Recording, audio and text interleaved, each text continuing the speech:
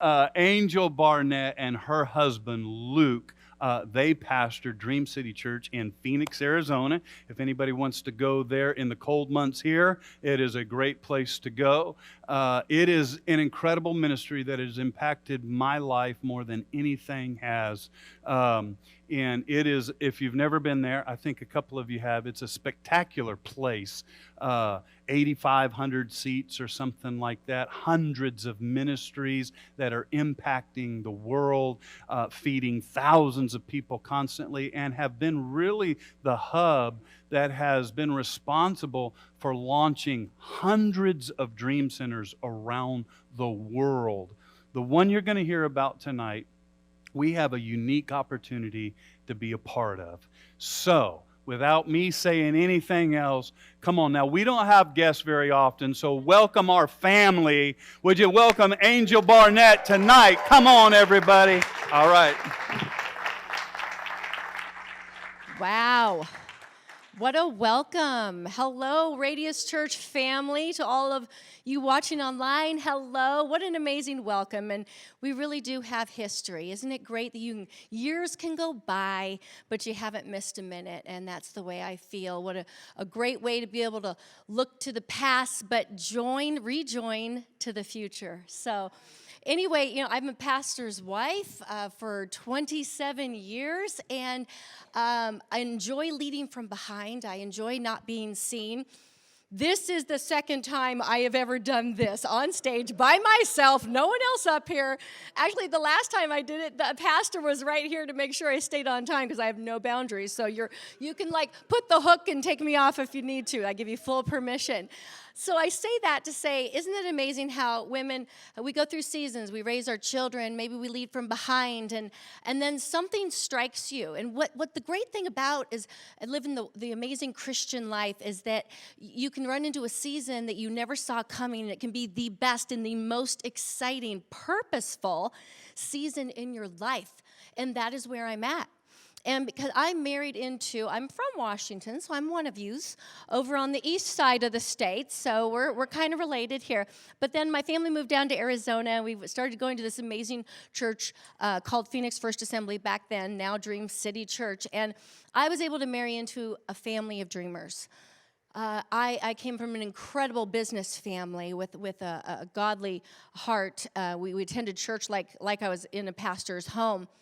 But this family reaches out to hurting people. We're called the church with the heart. And so they take big risks for people, that problems that cannot be solved. This is the kind of stuff that Tommy Barnett goes after. And starting the Dream Center movement is something that really I knew we were a part until I ran into our Dream Center. Luke's like, we have a new Dream Center up in Colorado City. I think we should go visit it because, it's launching and we need to know about it.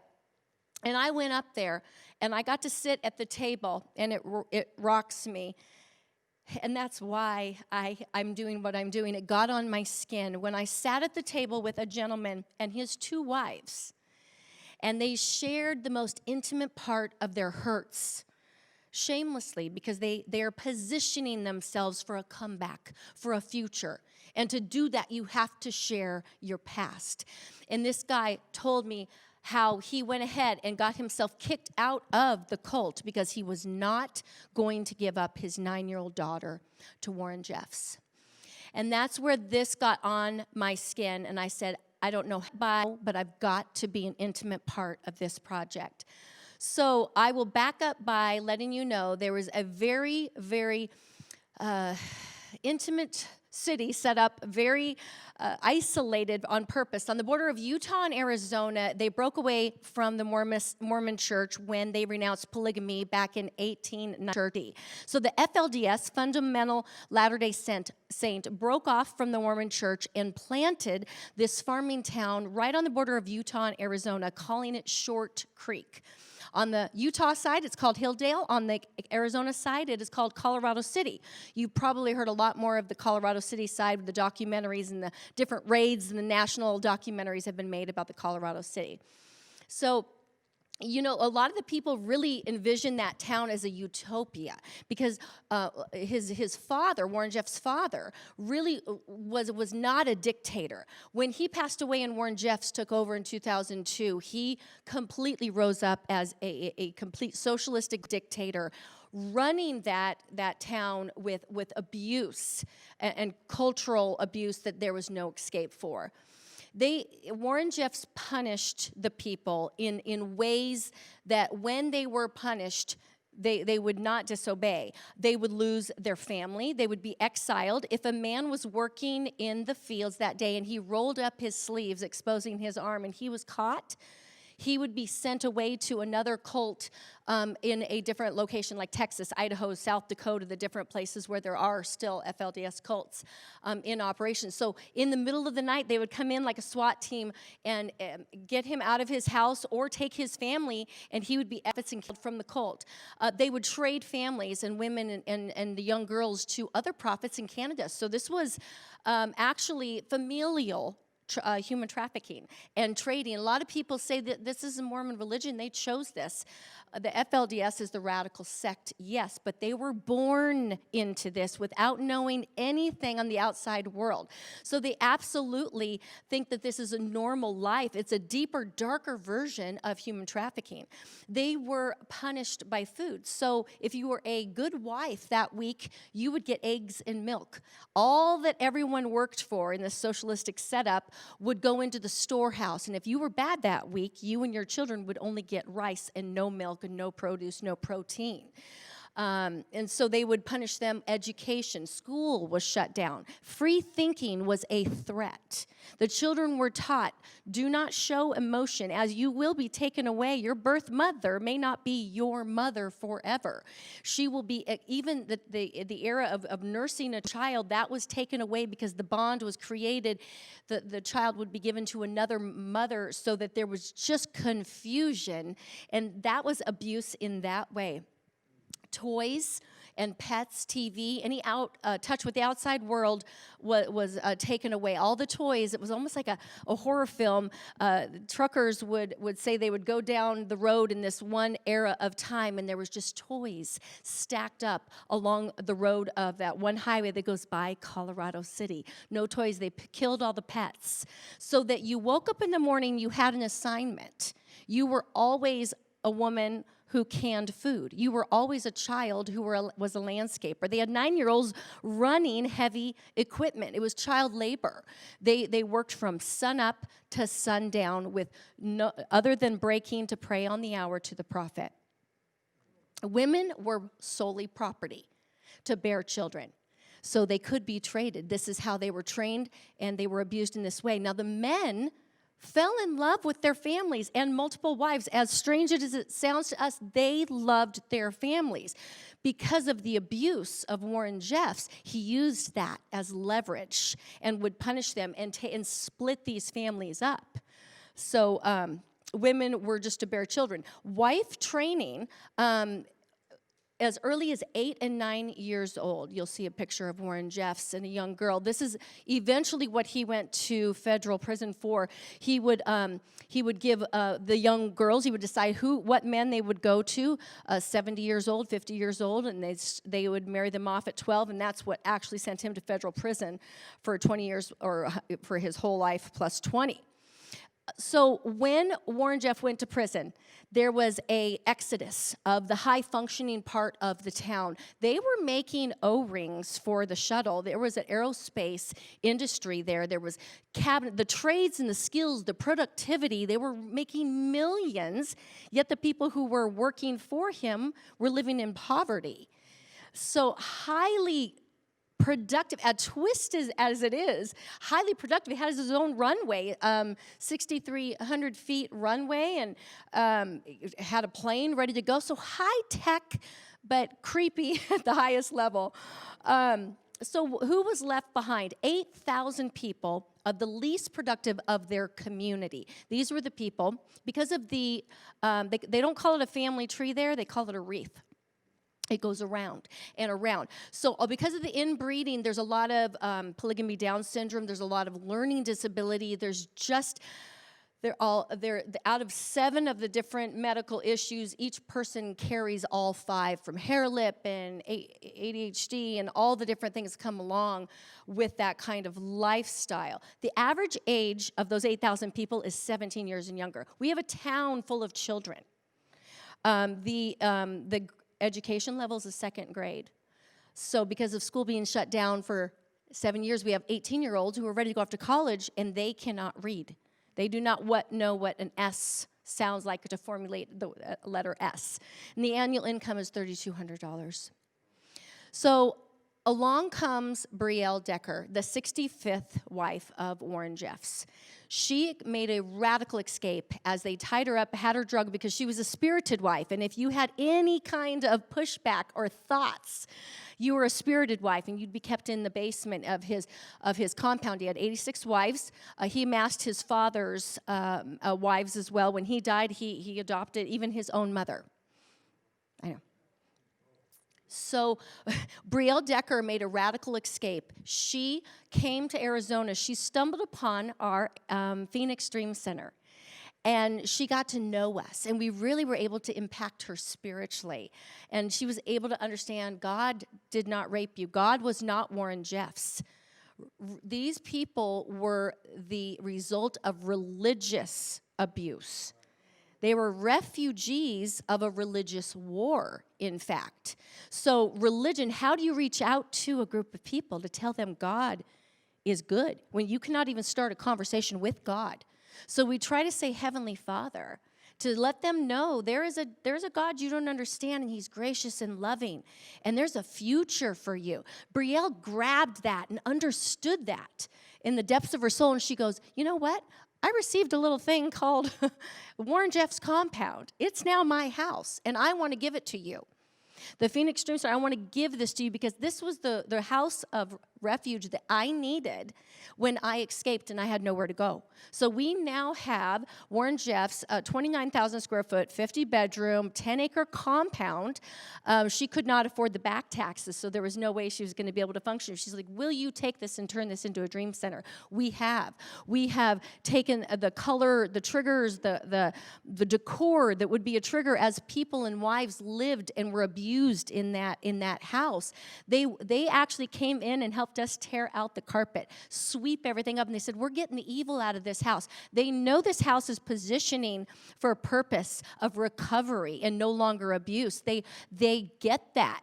They want to be a part of that. We are there as a beacon of light, a place of refuge, and taking care of people. So this is what the Dream Center does. Sometimes we go on these different stings, and people reach out to us because they know that we're there now, and because it does cross the border of Arizona and Utah, we have the marshal there that can cross both borders. So we will have some of the women in FLDS who, in the middle of the night with an unmarked truck, and we have about 300 guys from the Phoenix Dream Center who are barely saved out of prison going through our recovery program. We have about 20 of them up there as our security guards, and their next level of healing. They're a part of our program. So they're up there, and they'll help us rescue these amazing girls. So we take them into the Dream Center, and we have all the program, the life skills, and the education. The food bank is a wonderful place. It is its own building. We serve 64% of the town with food. We have 100,000 pounds of food going out a month. Convoy of Hope partners with us. St. Mary's Food Bank, a Midwestern Food Bank. We have fresh produce, real food, protein, because a lack of nutrition and the understanding thereof of how to feed their children properly and well balanced doesn't even exist. So within our food bank, we're able to do classes and training and give them shoes. And Convoy of Hope brings in semis of coats. And the number one Christmas gift request is food and coats. Jacket, because it's cold up there. The desert, in the northern desert, they don't have these things. So within education, this is a huge part of the recovery, is to be able to bring in education. And so what we're able to do is there are 2 schools there, but a lot of people don't even feel they can go because they're too old and their grade education level is too low. So we tutor them. In the summer, we're able to bring people up 2 levels, 2 grade levels. And our life recovery programs In the parenting classes, there's a picture of a lady in front of the house. Her 7-year-old was wearing pull-ups because she herself is a child. You cannot punish a person who she herself is a victim, has been given 16 children to take care of, with no education herself. So we are actually having to bring people from below 0 to 0. They don't understand they've been trafficked. They don't understand they've been abused. So our counseling sessions that we do ongoing, our horse therapy, all the different things that aid people into thinking in an individual way, thoughts of dreaming. What do you want to be when you grow up? Vocational training and job placement opportunities are going to be critical. Now, this is an area that's been very difficult because we, the Dream Center, we know how to do Dream Centers. This Dream Center has been placed in a social economic structure that does not exist. So we have had to go beyond our normal structure of understanding and build relationships with the state and federal organizations that serve people. We've made relationships with the attorneys general. Sean Reyes of Utah and Mark Bronovich from Arizona. We've met with the Highway Patrol, DHS, DPS, DES, all the S's. I'm learning who everyone is. I don't talk this language. I go in there and I'm like, listen, I don't know what I'm doing, but I know I need you. And these people need you because what Arizona had done during the raise and the exposure they got of ripping families apart, we thought we knew what to do to fix this. Let's just separate and make it stop. You don't fix something that has gone on for 100 years of abuse. The state is not going to come in and fix it. So it was a black eye on Arizona, so they just put the blinders on. They don't exist, and we don't care. So we have had to come in, and we brought the marshal from Colorado City and Hilldale came down and sat across from the Attorney General office and met everyone in that department. Barry Goldwater Jr., who was a congressman in California, he comes to church every Sunday. He was so drawn to have a purpose and a project in his life. Now God's pulling him into church. He's opening any and every door because of who he is. So when you start something that's bigger than you, there is a place and a position for everybody in every walk of life. And how awesome to revive a congressman who's in his latter years and doesn't have a purpose, and now he's like somebody's opening doors and we're meeting people. He knows he's making a difference in an area up in Colorado City that I couldn't touch with a 10-foot pole. That's not my area. You have to stay in your lane, but you also got to partner with people in life that it is their lane. So I've been absolutely drinking with the fire hose of trying to understand all these political and federal and state, and we need to get a daycare up there, because if we put people to work and we don't have a high-rated, safe daycare where you don't have a sex abuser as the person watching the children. So it's another opportunity to train women and hire them, and they can watch their children. So it's going to be but working with DAS and the health department and things like that. Arizona Commerce Authority, that's a place that if you really partner with them, they help you and get innovative and try to find job opportunities and create economics. So just having to partner on that level, it's highly distracting because it's not doing what we normally do as the Dream Center, but it's absolutely necessary. So within this vocational training, because there's no economics up there, we're going to take them through the Dream Center, and then we're going to recover them into what? We have to have a plan on the backside. They have got to become economically independent. So the brass project has become very relevant at this point in time. Brass shell casings, as you shoot your gun and there's all this brass laying on the ground. This is literally gold. Even though it's brass, it's gold right now. The price is quadrupled, so it's a very safe, easy thing to do to put it into a tumbler, a solution, and we're partnering with law enforcement, which is so cool because they are on the front side of rescuing people. They take the risk, and then they bring them to us. So we're partnering with them, going, can we have your used brass? So I'm praying right now. There's 1 million rounds from Homeland Security on the Yuma border, that there's a guy that's knocking on doors in Washington, D.C. to see if we can get that released. 1 million rounds. I've already got a company that's willing to buy millions of cleaned brass a month. So I've already got the money on the back side, but I can't get the product on the front side. So we're just partnering. I've called the sheriff in Waco, Texas. I've got a sheriff in Missouri. So this is a nationwide project in which could bring, it's a very simple task. You don't want to set these people up with something they can't do because their education level. It's simplistic, and it's a place to start. And then practical life skill training. How do you open a bank account? How do you pay bills and different things? Now, we don't want to settle there. We want them to have a lot of things that they love to do. Culinary training. We never want to say, this is what you do, because that's what Warren Jeffs did. We don't want to be the provider of their food. That's a huge risk, because easily they could look to us as they will solve our problems. No, we are going to teach you how to fish for the rest of your life. We are just thought-provoking. What can you think about? What can you do? So we're another cool idea that came to us, Harrington Bear Factory has partnered with us. They've created a bear, the Dream Bear. This bear is going to be threefold. It is the vehicle in which these children can tell the bear their most intimate secrets. They've been scared to dream. And we want to create a coloring book of ideas of being an astronaut, a scientist, a dancer, a chef, all these different things. They don't even know where to begin to think. But this bear is also going to, if someone buys a bear, $20 is going to go back to Colorado City, and he's going to start a small factory in which they can dress the bear, package the bear, and be a part of this process. So it's putting people to work, it's funding the Dream Center, and it's a vehicle in which kids can dream again. Just met another gentleman who wants to bring his screen printing business to Colorado City, hiring people where he makes his clothing line. And then, believe it or not, pray with me, it hasn't happened yet, but Mike Lindell, My Pillow, how can you miss his commercials? So they're on every 10 seconds. He is actually flying to Colorado City, to this little obscure town where the world has forgotten. This man is going to come in and see. So pray with me that this will hit his heart. It's not for everybody, but if it hits you and it is for you, trust me, you can't get it off of your skin.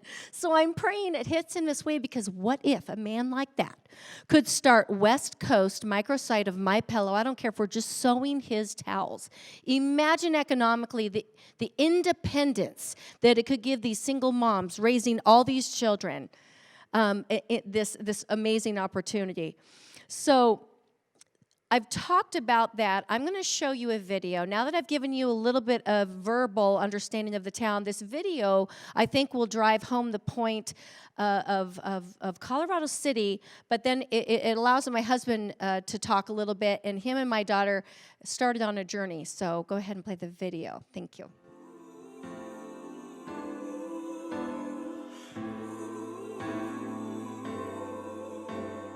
Many of us, including me, knew very little of the FLDS. We saw the images of the women in the pastel dresses with their hair swept up high, who looked like they were from some bygone era. The mothers cried as state officials removed their children from them. They were later returned. And the world wondered, why?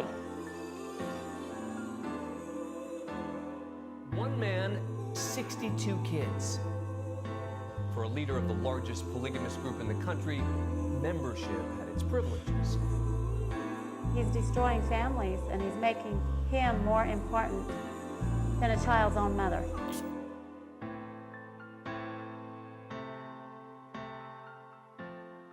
I was the 65th wife of Warren Jeffs. 65 out of 79.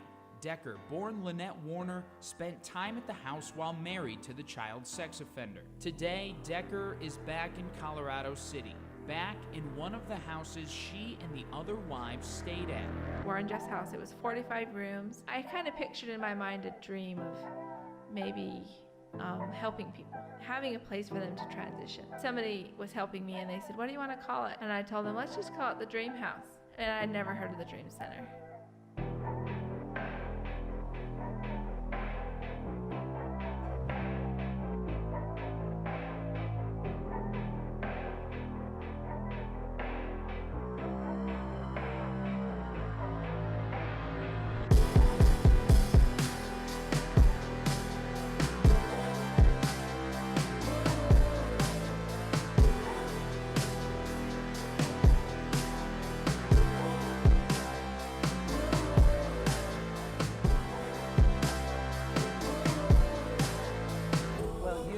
watch the story of one of the forgotten cities of America, Colorado City, a city that's been impacted, ravaged really by polygamy.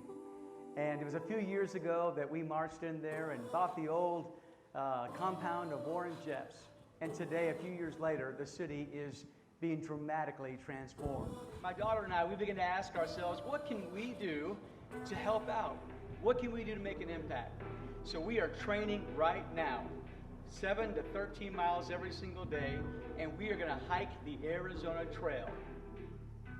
We're asking you to come alongside of us and pour your support and pour your energy and your influence into helping us do something great for this city. It's very rare that you have a moment in your life that you can literally revitalize the whole city. And this is that moment for us.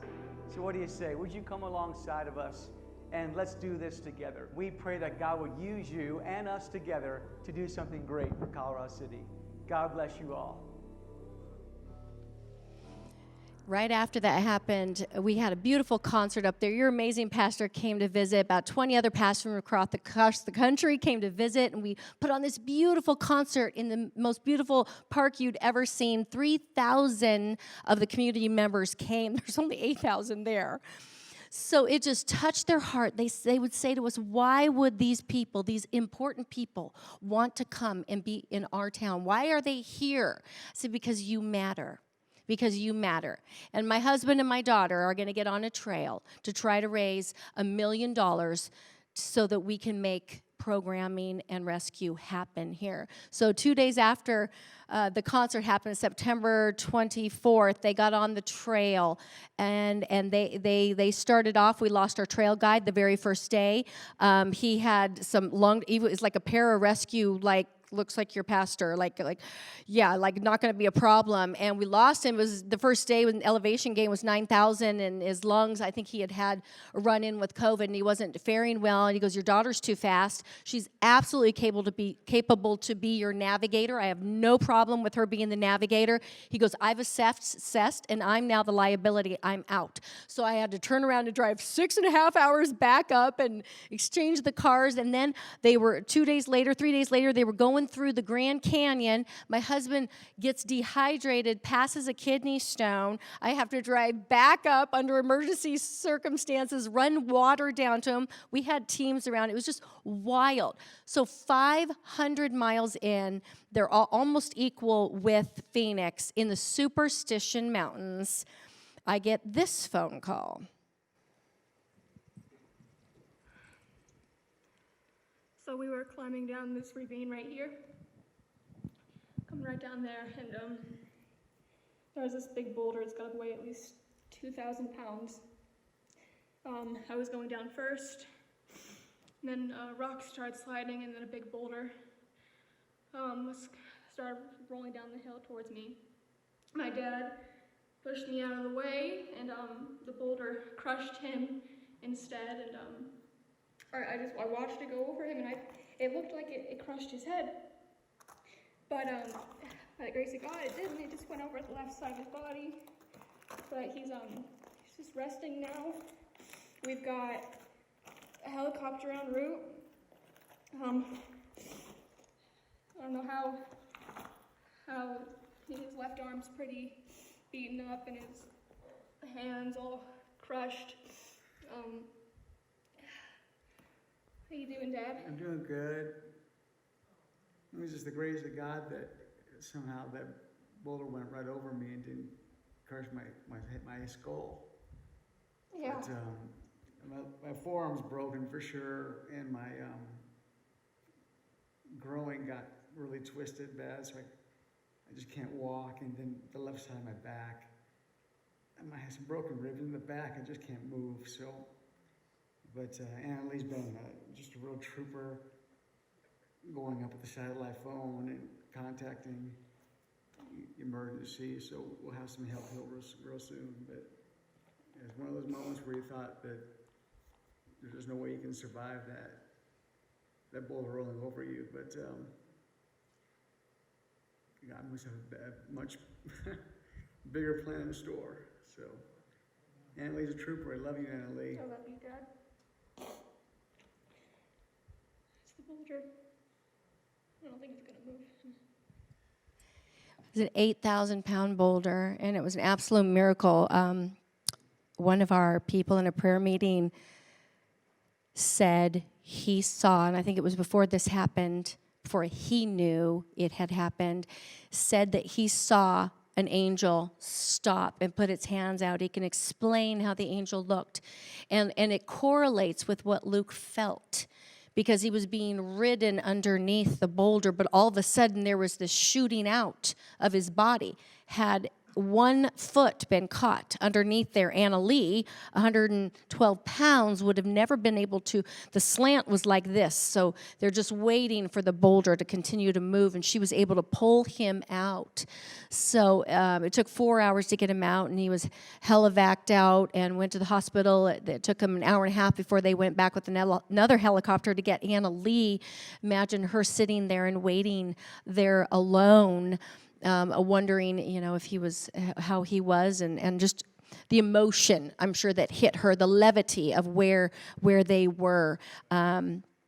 So in the hospital recovery time, as Luke is learning to walk again, poor Anna Lee knows that she has to finish this. It becomes a time of doing something that was once her dream. She's been waiting years to do the Arizona Trail. Now it's the last thing on earth she wants to do without her dad, her partner. They bonded over these 3 weeks. Now she has 2 full weeks to finish this trail, because there's people behind this. There's a bigger purpose. There's a plan. And Luke's always raised her. We're not quitters. We're finishers no matter what. Those character building times, the pressure that you feel, are the things that pull out of you greatness. So as he's learning to walk again, poor Anna Lee's getting back out on the trail with a new partner that she doesn't like. She won't talk to him. He tries to navigate, and she says, "No, I'm the navigator here, and I'll tell us when we take breaks." He's like 6'7". The guy's like, "She's wild," and we're like, "She's in charge. So we're paying you just to get out there and make sure a bear doesn't get her or something, She's got to come back." So let me tell you, what we went through this was just October. This was just October 23rd. She got back out on the trail, and as Luke's recovering, this is what was able to happen 2 weeks later, from that bed to this video. I'm going to give you the sermon. On the Mount. No, just kidding. We are waiting for Anna Lee to come over that massive mountain right now, and she's finishing up the 800-mile Arizona Trail today. So exciting. I'm so proud of her. She didn't quit. She pressed on, and in the process, she helped so many hurting people up in Colorado City. And man, what a great accomplishment at 20 years old to do something this massive. So congratulations to Anna Lee. Sure do love her. My girl, you made it. I'm so proud of you. I'm so proud of you. What a major accomplishment at 20 years old. You did it. I'm so proud of you. I love you too. I came to hike the last 200 yards with you. I'm so proud of this girl. I mean, all the people's lives she's helped by doing this 800-mile hike, and to have a major setback and watch her dad go through all she went through and then get right back on the trail and finish this. I'm so proud of you. You are a trooper. You got a strong internal motor. I know that God helped you. You felt His presence in you. We're so amazed and so grateful for everybody that's helped us, because it wouldn't have been possible without all the amazing people around us. And I'm just so excited to see what comes out of this. It's going to be incredible. Yes, it is. What do you say? Let's finish together, huh? We started together? Let's finish together. Let's go.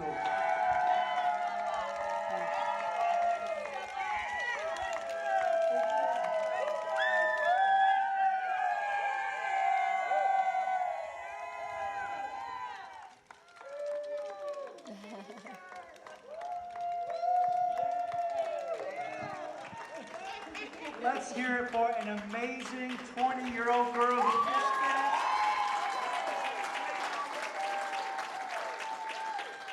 Anna Lee, what do you have to say for I am so happy to be done.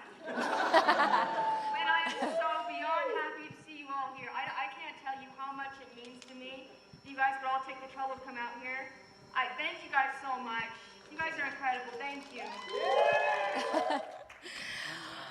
I forgot to tell you, actually, the injuries he incurred was a broken hip, a broken femur, 3 broken ribs, a broken arm, and a crushed right hand. So the 2 weeks to be walking like he was really did confound the nurses. And Annalie just got married 2 weeks ago, and so the goal and the mission was accomplished. We might ask why. Why do you guys put yourselves in harm's way? Why do you take the risk?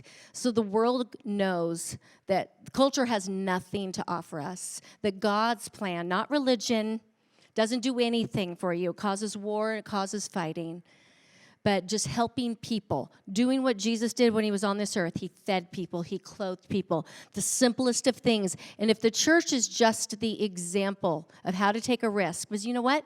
No matter what we go through, we are the happiest when we are serving other people and not ourselves. It's a very, very futile life to just try to search for what makes us happy. And I'm so proud of partnering with my family, partnering with churches across the nation to help a forgotten group of people. You're awesome. Wow. Hey, tell me real quick, because I know that they set out to raise $1 million, and when he had his accident, what the devil meant for bad, God turned it around, and really it got national news coverage. Tell us a little bit about that. Well, I think we would have raised $1 million because of the accident, the exposure, Dateline, CNN, Access Hollywood's coming out this next week. I mean, there's like 15 different things that just spurred on national exposure. We ended up raising $2.3 million. Yes. Paying off everything up in Colorado City, paying off all those buildings. Joyce Meyer Ministries, one of our largest contributors, they did a match donation to get us where we were. So yes, what the devil means, we're even just this COVID thing, and we feel pressed and locked down, but we shift, we reshift, we reposition ourselves, we get creative. We will not be held down. Right. Woo, come on, I love that. Hey, one of my favorite stories there, and you didn't touch on it, it's a terrible story, but it just really struck a chord with me. Could you tell us a little bit about the Lost Boys? Yes, absolutely. Thank you for asking. There is an adopt-a-room program in which, how do we get all those bedrooms remodeled? So we put out an adopt-a-room call to action, DIY, fun for people to grab a room, and one of the boys who could not find his mother, came back and asked to adopt a room. So the director of the Dream Center said, I have one room left for you. And she walked him down into the basement. And she's like, this is the room that's available for you to adopt. You can do whatever you want to do. He had moved to St. George, Utah, and he had created his own life. The Lost Boys are kicked out. Many of the boys, 500-600 of them, because they are a threat, a rival to the men who were petitioned to have just the young girls, and the young boys obviously would be a threat. So they were cast out just on the street, on their own, the Lost Boys.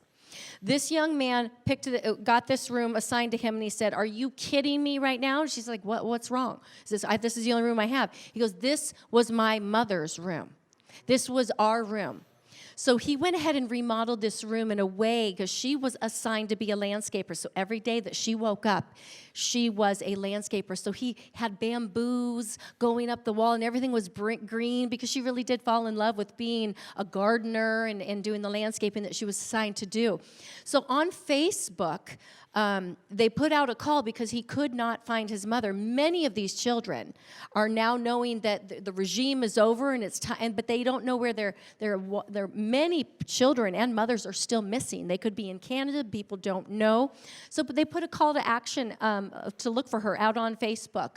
And he ended up committing suicide, and before the mother actually was found, and she was able to come back and see the room in which her son honored her.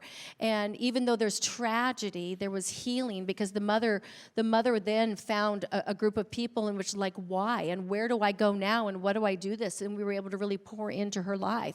But the Lost Boys was a whole nother layer and dynamic that Right. I didn't have time to go into. No, that's okay. But they would literally take these boys and bus them to cities and leave them, just right On the street. on the streets, and because they were a threat. But they had trades and skills like grown men didn't have. They were working, so they could just pick up, and everyone wants to hire a man, a boy, anyone from Colorado City, because the work ethic, it was child slave labor. Yeah.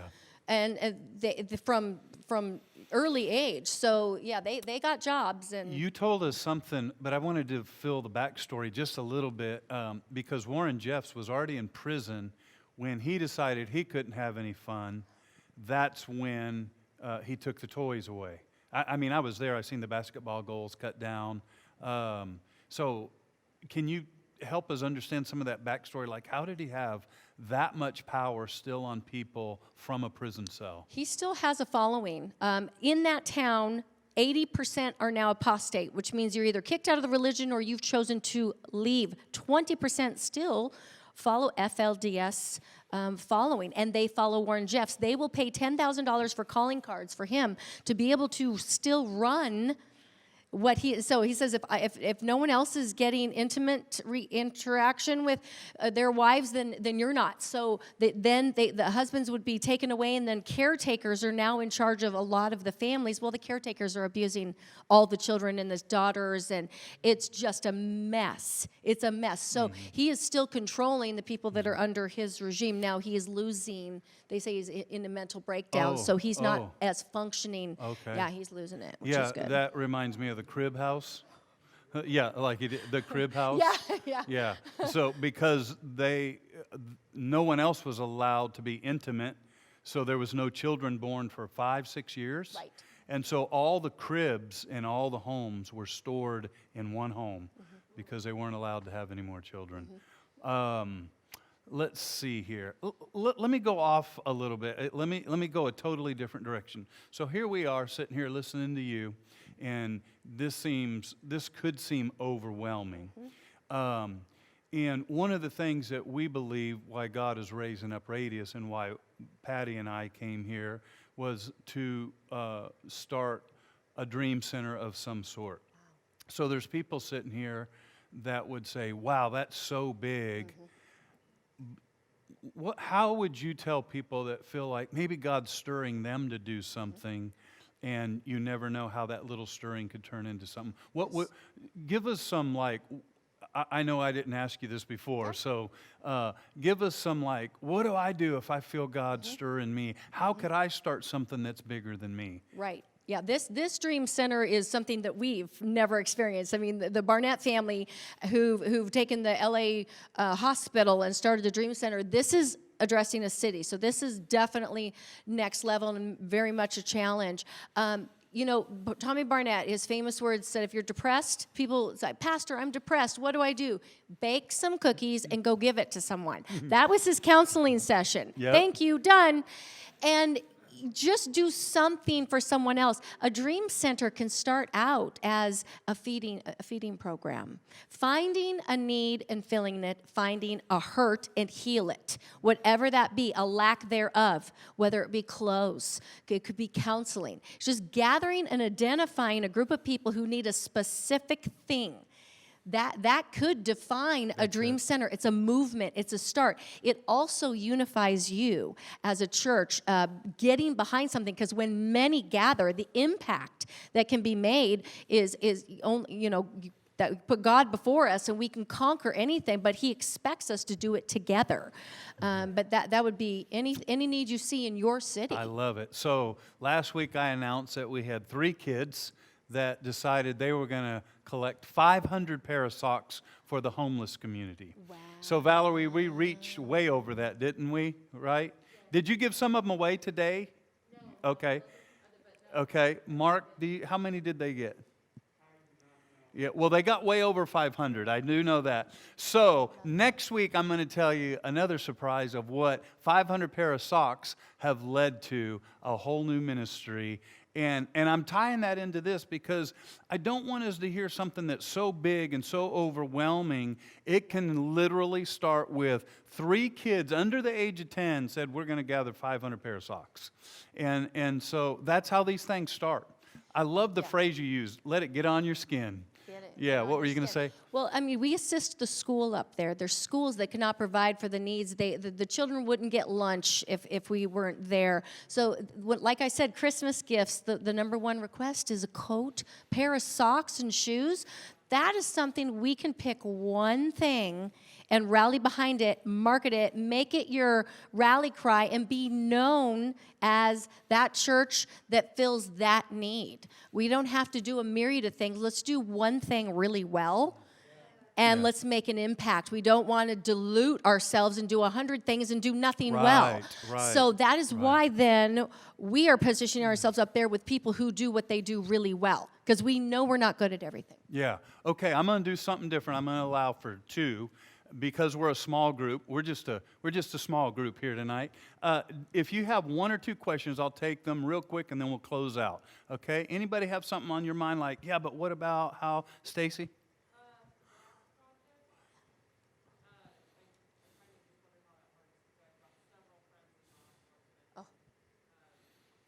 The networking would be amazing. It's just developing the relationships with any department that thinks that, you know what, so a lot of the brass is given to a third party, and if they can redirect that, or the contract is up, or if no one has a third party to give their used brass shell casings to, we would love to have it, and then we could develop some kind of a trucking transportation once a month, every other month, depending on how much buildup of brass.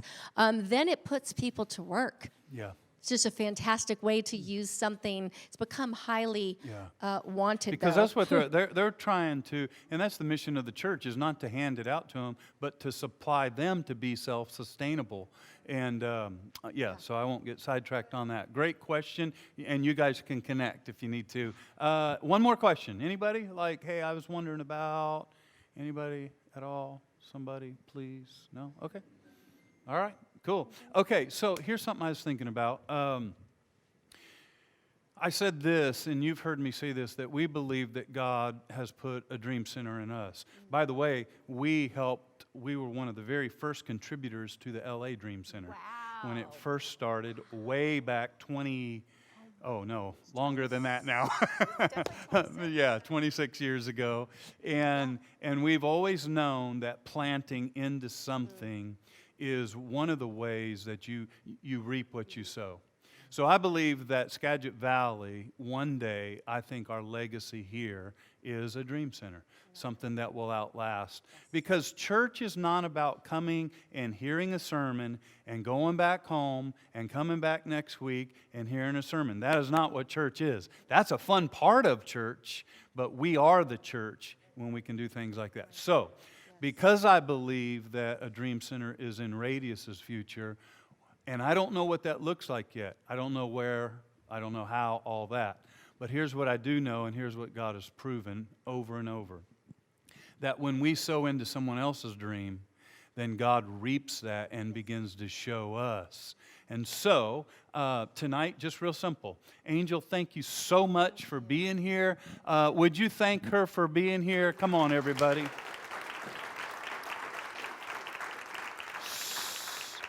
So those of you that are watching online and you've heard this, and those that are sitting here, we are going to invest. We've already invested. I think we've invested over $10,000 already. We're going to do a lot more than that. And to some people, they're like, how could you do that in the middle of a pandemic? Because you reap what you sow, everybody. A generous man will prosper. Listen, this church is just 3 years old, and the things that's happening through this church in this community, I point it all the way back to one thing, and that that is, he who refreshes others will himself be refreshed. How do we survive a pandemic? Not by getting stingy, but by looking outward and helping those that are in need. I told you this already. During the pandemic, we invested in other ministries and other people and little blessing bags to the homeless. Over $40,000 as a little baby church in a year of pandemic because of your faithfulness. Come on, give the Lord a good hand clap to that. Okay? But I want you to see a bigger picture. That's not about giving away $40,000. That's about investing in what God may have for us in the future, right? See, that's a supernatural thing. And so, those of you that are watching online and those of you that are in the room, we don't take special offerings around here. We don't even take offerings around here. But I'm just going to let you know there's a need. And we're going to invest in this. And if you would like to donate to the Colorado City Dream Center, we'll put a tab on the giving on our, we weren't planning to do this. I'm just winging this right now, okay? So put a tab on the giving tab on our webpage. If you're watching me, you're already there. So just go over to the giving tab. It'll say Colorado City Dream Center, something like that. And you can donate, and we'll make sure all that gets there. We need to make sure that we keep looking outward, because there's an example. Look what happens. Look at the miracles that happen when we make sure to get outward focused. Amen, everybody? Aren't you glad she was here tonight, everyone? Come on now. All right.